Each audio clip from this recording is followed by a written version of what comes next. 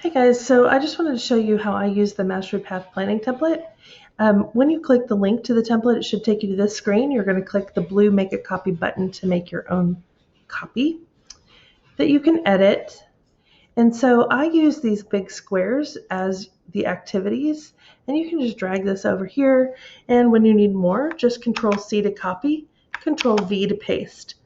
All right, you can have a maximum of 3 activities per pathway. So you can just copy and paste those to your heart's content. And they're joined with either and or indicators.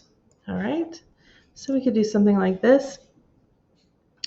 You can change the color of these if you'd like with the paint bucket tool. And you can add text to them by double clicking in the box.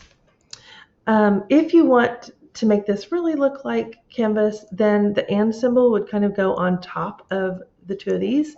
You can see that it's in the back. So you can fix that by right clicking on the big square, going to order and send to back. And do the same thing over here, right click, order, send to back. Oops.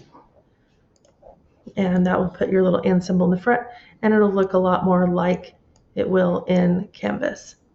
Okay, and you just click over here to add your point totals. Just click one time, that's fine. That's all there is to it. I hope that helps you with your planning. It helps me to visually organize all of that information, so I thought I'd share.